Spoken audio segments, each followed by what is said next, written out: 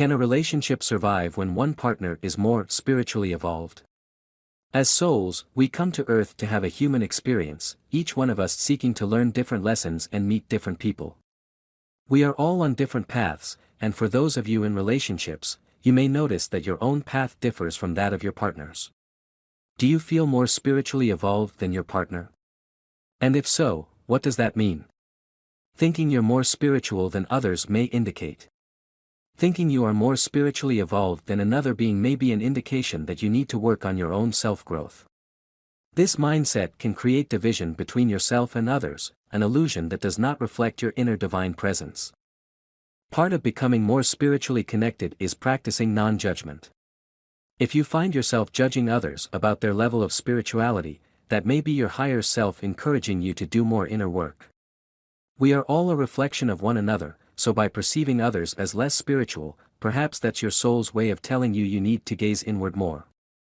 There is also a common belief that once you become a spiritual being you need to show it through meditation, yoga, veganism, and other modalities. Even though these practices have aided me in my personal development, that doesn't mean they're required for spirituality. Plus, there is no such thing as becoming a spiritual being because we are all inherently spiritual beings. If you think you're more spiritually evolved than your partner, that could be your ego talking and what is ultimately putting stress on your relationship. For example, 4 years ago I adopted a plant-based diet, ultimately fueling my interest in spirituality. I immediately started to encourage my former partner to eat vegetarian/vegan because I thought it would help him in the same ways it helped me. It took me a long time to understand how, in some ways, that negatively affected my relationship with my partner. We need to accept the fact that there is no right or wrong when it comes to connecting with your higher self. We are all on our own spiritual journeys and there is no one path towards enlightenment. Fostering a healthy relationship while pursuing different paths. There is a false notion that's common within the New Age spirituality movement: you shouldn't maintain relationships with people who don't hold the same spiritual beliefs as your own. You don't need to abandon old relationships. In fact, you may find that you'll learn even more from them than you will from more like-minded people. In terms of your relationship, keep in mind that you don't need to share your thoughts or impose knowledge onto your partner. By focusing on your personal growth and raising your own vibration, you raise the vibration of the collective, and in particular, the vibration of those closest to you. My former partner and I were together for 4 years. Over the course of our relationship, we both changed immensely. Our values, our beliefs, and our interests changed radically over that time period. However, we maintained a loving and healthy relationship by always being open-minded and not imposing information onto each other. Don't get me wrong, we both taught each other a lot and exposed one another to new ideas constantly, but we also understood that we weren't always ready to accept knowledge at the same time as each other. We expressed many of our beliefs, but also knew when to keep quiet, ultimately allowing us to grow together instead of apart. Maybe you are more spiritually evolved than your partner. To be clear, I believe we are all following our true paths and that there is no correct definition of spirituality.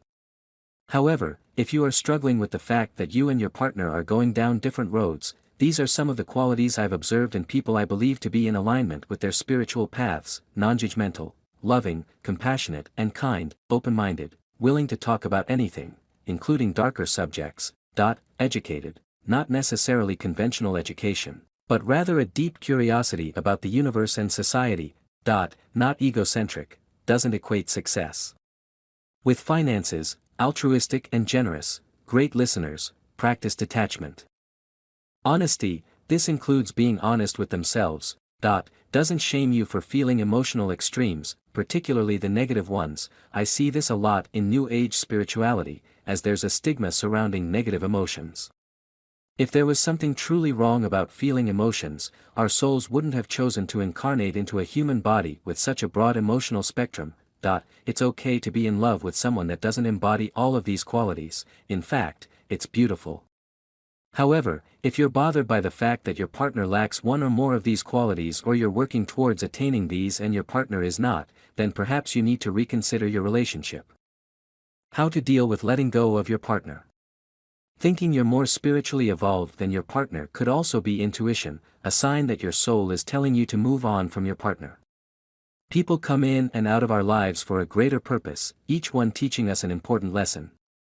If you recognize that your partner has fulfilled her purpose in your life, then it's okay to let that person go.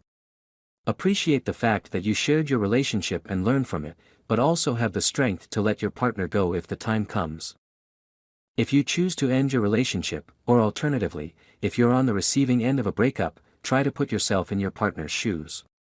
Empathy can be one of our greatest allies in navigating through perceivable dark times. Understanding why you and your partner are no longer serving each other can also be helpful in accepting a breakup. During the last few months of our relationship, my former partner voiced his uncertainty about our future, which I had difficulty understanding until I tried perceiving our relationship through his eyes.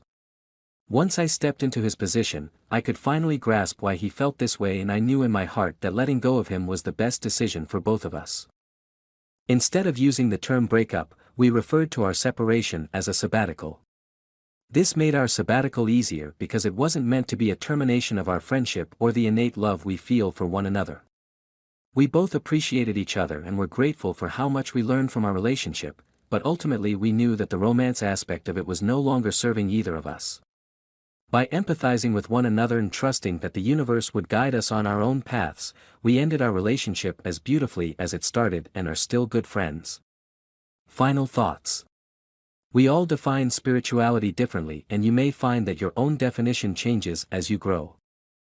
If someone has different beliefs than you, recognize the beauty in individuality and duality.